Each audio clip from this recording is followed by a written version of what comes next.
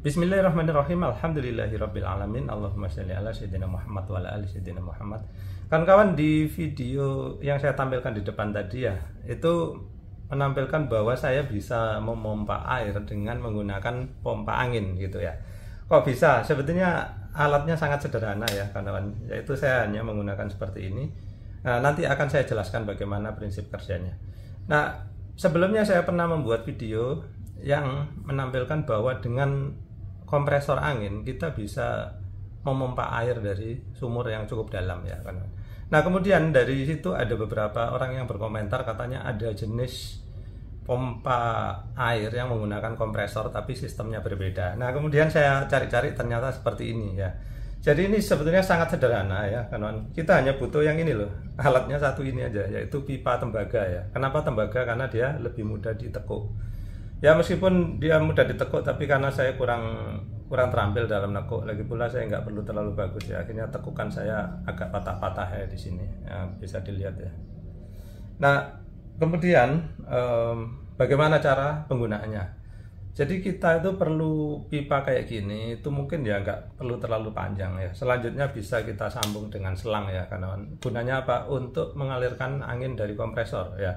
Terus sepanjang apa selang yang kita masukkan ke dalam sumur ya? Sepanjang kedalaman air dalam sumur ya kawan. Misalkan gini, ini anggaplah ini pipa yang mau kita masukkan ke dalam sumur ya, sampai ini posisi nyelup ya. Kira-kira nyelupnya ya terserah lah, kalau bisa 2 meter 2 meter, kalau bisanya 1 meter ya udah 1 meter ya kawan.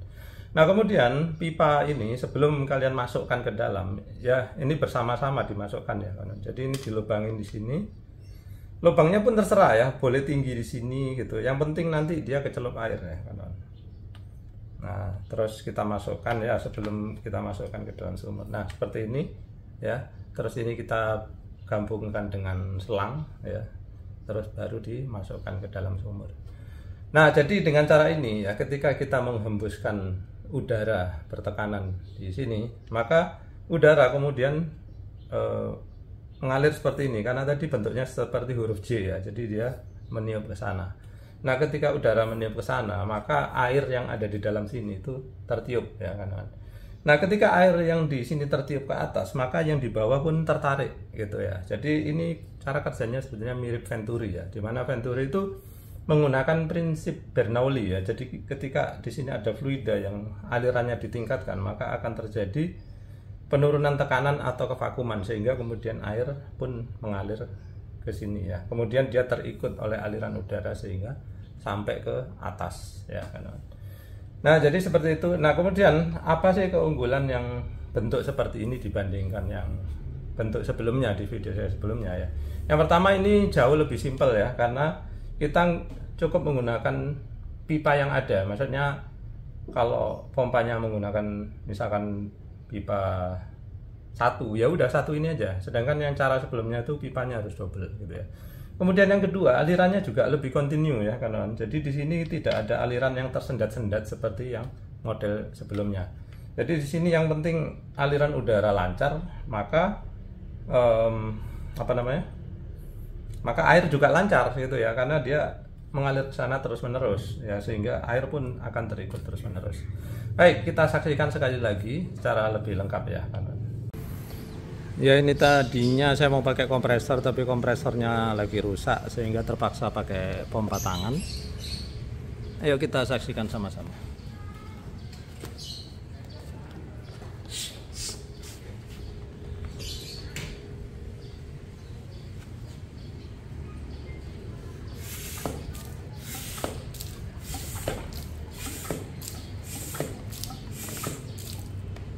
Nah, dari video tadi kawan-kawan bisa lihat ya, bahwa dia hanya keluar air ketika saya pompa, srut keluar, srut keluar. Nah, kalau kompresornya saya tadi yang mesin itu continue ya kawan, kalau misalkan saya bisa pakai mesin kompresor, anginnya akan terus menerus keluar ya, sehingga airnya pun kita harapkan akan terus menerus keluar. Sayangnya saya belum bisa melakukan karena kompresornya masih bermasalah ya. Tapi ini udah terbukti kok ya. Jadi kalian nggak usah ragu, sudah jelas itu bisa berfungsi ya kawan. Nah, kalau dibandingkan dengan pompa yang satunya tadi udah jelas ya keunggulannya. dia lebih simpel, kemudian aliran airnya lebih kontinu. Nah, kemudian tentang kemampuan kedalaman pemompaan, nah itu saya belum tahu ya kawan-kawan, karena itu harus dibuktikan di lapangan ya. Jadi bagi kawan-kawan yang sudah punya pengalaman menggunakan pompa yang seperti ini ataupun yang satunya, silakan komentar ya di bawah ya. Tapi kembali ya kawan-kawan, ini adalah namanya pompa akal-akalan gitu ya, yaitu dengan menggunakan kompresor ya. Sehingga kalau kalian menanyakan, Pak, apakah efisien ya? Saya pikir masih lebih efisien kalau sistem pemompaan biasa ya. Misalkan pompa air kalau dalam ya pakai submersible. Kemudian kalau nggak terlalu dalam ya bisa pakai jet pump. Oh ya, ngomong jet pump ini cara kerjanya sangat mirip ya, karena mata jet itu bentuknya kira-kira seperti ini ya, dia berbelok seperti itu. Nah, bedanya kalau jet pump yang mengalir di sini adalah air ya, sedangkan ini adalah angin kompresor gitu. Tapi prinsip kerjanya sama. Jadi kalau di jet pump ini air mengalir terus ikut menjemput air yang ada di sini ya. Jadi kembali ya, kalau saya pikir kayaknya sih itu pasti lebih efisien pakai pompa yang beneran ya kawan. Nah, namun apa sih keunggulan dengan menggunakan ini ya? Keunggulannya gini kawan. Karena di sini itu ibaratnya kan kita pakai angin ya, terus di sini udah nggak ada mesin lagi keluar dari sini ya, sehingga kalau kita gunakan untuk menguras sumur baru ini mungkin bagus sekali. Jadi kalau ada pasir ataupun kerikil ya, lewat sini nggak masalah ya kawan. Jadi dia bisa terus langsung keluar gitu ya. Jadi makanya ini di beberapa video saya temukan banyak orang yang menggunakan ini untuk menguras sumur baru ya. Jadi sumur yang masih kotor, masih berpasir, masih berkerikil itu bisa pakai ini karena dia hanya udara dan air ya, sehingga di sini itu nggak ada mesin. Kalau kalian menguras menggunakan pompa air biasa ya, mungkin pompanya bisa rusak. Karena apa? Kalau ada pasir dan kerikil lewat bisa menghantam impellernya, mungkin impellernya bisa patah juga ya.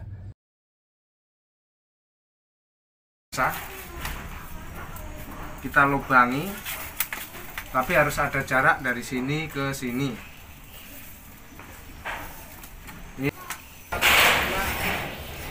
Oke, kita jalankan langsung.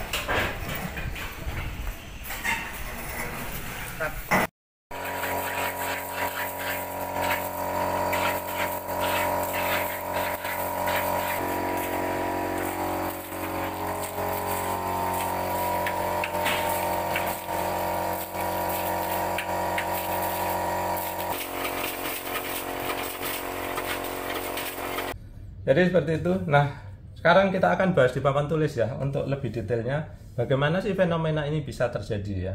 Bahkan nanti saya akan beri saran ya, kalau ukuran pipa berapa sebaiknya yang kita gunakan untuk pemompaan yang memakai kompresor seperti ini. Baik, saya gambarkan sekarang ya. Anggaplah ini pipa air ya. Ya, kemudian permukaan air seperti inilah, ibaratnya ada celup sini ya. Kemudian ini tadi kita masukkan ini ya, pipa tembaga. Terus ini dilubangin tadi kan, dilubangin seperti ini. Nah ini sebaiknya ya ujungnya ini diperkecil kawan. Kenapa? Nanti saya akan ceritakan. Nah baik, sekarang apa yang terjadi? Jadi di sini air masih menggenang ya kawan. Nah, kemudian kita pompakan udara ke sini. Ingat ya, ini udara ya. Udara kita pompakan sini, lalu udara akan keluar ini. Jadi yang diberi istilah jet pump itu ya, sebetulnya mirip sekali prosesnya dengan ini ya kawan. Kenapa saya bilang ini perkecil? Karena agar menimbulkan efek jet ya.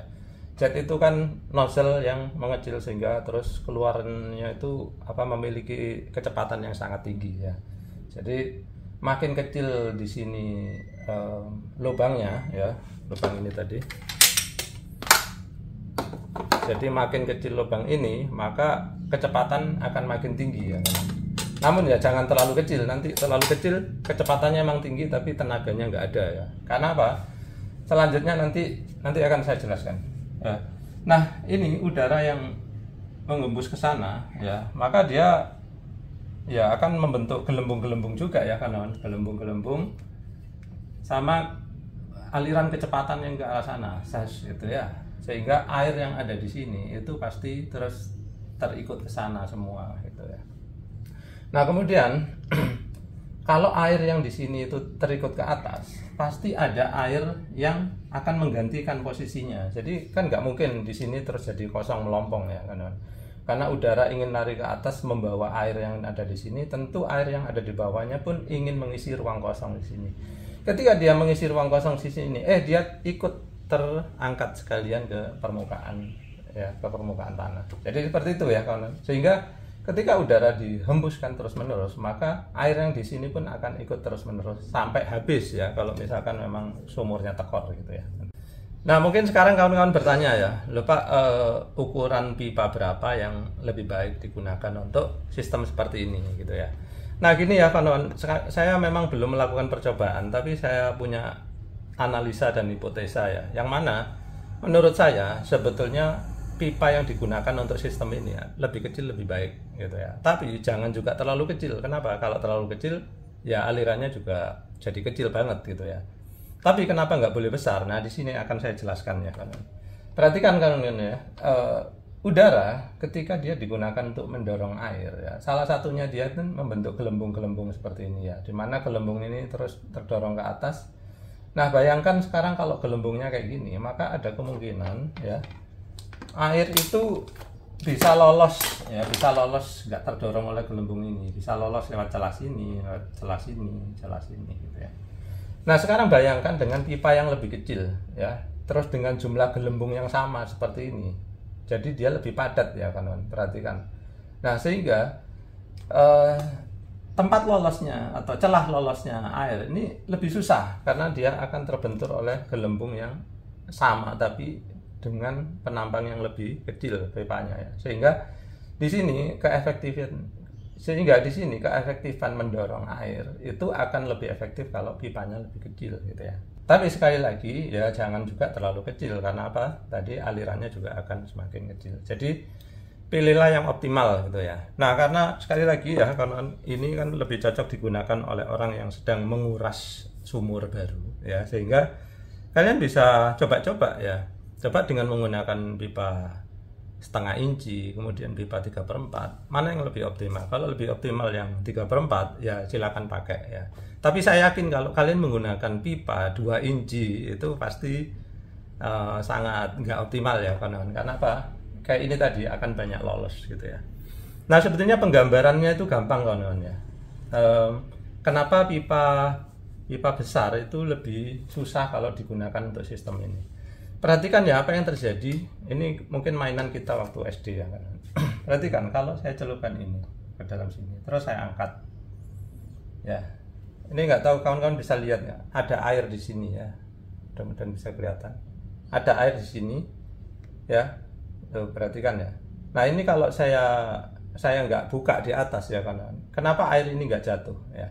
Air ini tidak jatuh karena apa? Ketika dia jatuh ya kan, di atas ini kan jadi vakum gitu loh. Kalau di atas ini jadi vakum, maka udara yang ada di sekitar air atau di bawah air ini akan mendesak ke atas.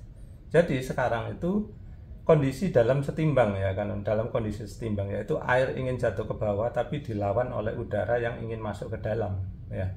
Nah, sehingga di sini ada tekanan atmosfer yang sedang berlaku, yaitu tekanan atmosfer yang mendesak air ini untuk bergerak ke dalam ya. Sekarang kalau di atas saya lepaskan ya udah nggak berlaku lagi ya. Kenapa udah nggak berlaku? Karena tekanan di atas dan tekanan di bawah sama besar, kemudian sehingga air ya mudah jatuh karena dia nggak ada tekanan yang melawan dari bawah lagi. Karena yang dari atas dan dari bawah sama besarnya. Sedangkan tadi ketika saya tutup ya, yang di dalam ini jadi vakum ya karena ketarik oleh air yang lagi turun ya. Nah, mudah-mudahan bisa dipahami ya. Nah, sekarang apa yang terjadi kalau pipanya gede ya, pipanya besar? Perhatikan ya kawan, mudah-mudahan bisa kelihatan di layar ya.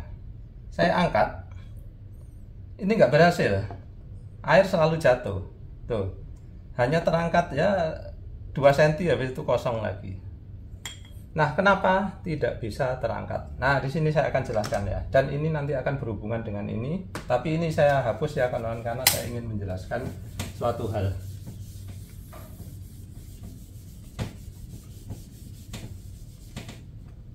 Jadi di sini ada fenomena yang dinamakan dengan tegangan permukaan ya kawan. Perhatikan, air itu kan memiliki permukaan seperti ini ya.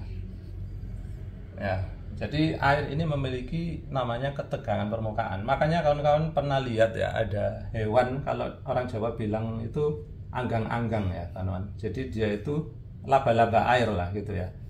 Dia itu bisa berdiri di atas air. Jadi kakinya gini-gini. Makanya orang bilang anggang-anggang gitu ya. Nah, kenapa anggang-anggang ini bisa berdiri di atas air? Itu karena ada tegangan permukaan pada air. Nah, bagaimana menggambarkan tegangan permukaan air? Jadi sebetulnya gini kawan. Air itu adalah terdiri dari molekul-molekul ya. Misalkan seperti ini. Anggaplah molekul air seperti ini ya. Nah, kemudian molekul-molekul ini saya nggak usah gambarkan terlalu banyak ya. Molekul-molekul ini saling berikatan kawan-kawan. Nah, seperti ini. Ini berikatan ke sini, ini ke sini, ini.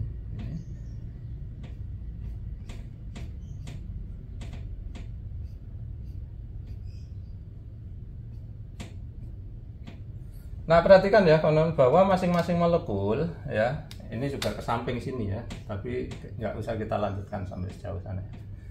Perhatikan ya, bahwa setiap molekul itu memiliki 4 lengan ya, 4 lengan seperti ini. Nah, sedangkan yang paling atas itu dia hanya memiliki 3 ya kawan-kawan. Perhatikan molekul ini, dia hanya ke bawah, ke samping, dan ke samping gitu ya. Nah, maka dia itu harus menggandengkan tangannya juga ke tempat lain gitu ya, karena namanya molekul kan seragam gitu ya. Maka yang terjadi apa? Karena dia nggak bisa menggandeng ke atas, nggak ada molekul lagi, maka dia akan menggandeng ke samping ya kan. Nah, seperti ini. Nah, pada akhirnya akan seperti itu terus ya. Sehingga sekarang hitungannya sama ya. Molekul ini pun punya berapa?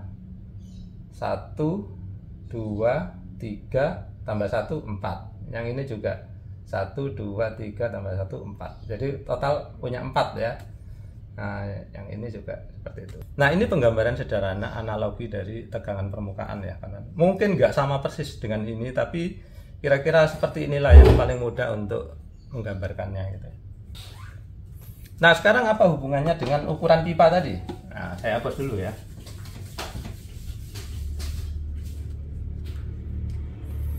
Kalau pipanya besar ya kawan, terus anggap sini tadi ada gelembung ya. Anggaplah kita tadinya ada gelembung yang besar gitu ya. Gelembungnya besar seperti ini. Ingat ya, tadi ini air, ini udara. Udara mau mendorong air ke atas ya. Kalau pipanya besar ya, maka tegangan permukaan di sini ya, ini akan lebih rawan ya kawan. Kenapa? Karena massa air di sini, massa air kan besar tuh, sehingga dia akan berusaha mencari celah untuk turun ke bawah. Kalau nggak lewat sini, ya lewat sini. Rata-rata seperti itu. Makanya ketika saya uji ini, dia selalu jatuhnya itu kebanyakan lewat samping ya. Nanti saya akan zoom agar kawan-kawan lihat. Nah, seperti itu ya kawan-kawan. Nah, beda kalau pipanya kecil ya. Perhatikan, kalau pipanya kecil, yang pertama masanya pun di sini kecil ya, massa air. Kemudian yang kedua ya, karena permukaannya sedikit ya, maka di sini tegangannya akan lebih kuat gitu ya. Karena dengan tegangan yang sama, terus dia menerima beban lebih kecil, maka tentu yang ini akan relatif lebih kuat menahan beban air yang ada di atasnya seperti itu. Nah, sama dengan ini tadi, makanya ketika saya menggunakan pipa kecil ya, nah, tegangan permukaan pada air yang di bawah ini dia lebih tahan untuk menahan ini. Sedangkan yang gede langsung jatuh ya kawan-kawan. Baik kawan-kawan, jadi sekian dulu ya kawan-kawan. Mudah-mudahan video kali ini bisa menambah wawasan bagi kawan-kawan tentang menggunakan pompa angin ataupun kompresor angin sebagai pompa air gitu ya. Jadi di sini sekali lagi saya belum menganjurkan untuk kawan-kawan, terutama yang rumahan, untuk menggunakan ini. Tapi ini seperti saya bilang, bagus untuk menguras sumur ketika masih kotor ya kawan. Tapi kalau kawan-kawan punya pengalaman yang ternyata, oh Pak ini saya sangat efisien kok, silakan kawan-kawan tulis di kolom komentar ya. Karena saya sendiri karena nggak punya sumur yang cukup dalam untuk uji coba, sehingga saya kurang bisa memberikan kesimpulan yang akurat gitu ya. Baik, sekian dulu dari saya, mudah-mudahan bermanfaat. Terima kasih sudah menyaksikan.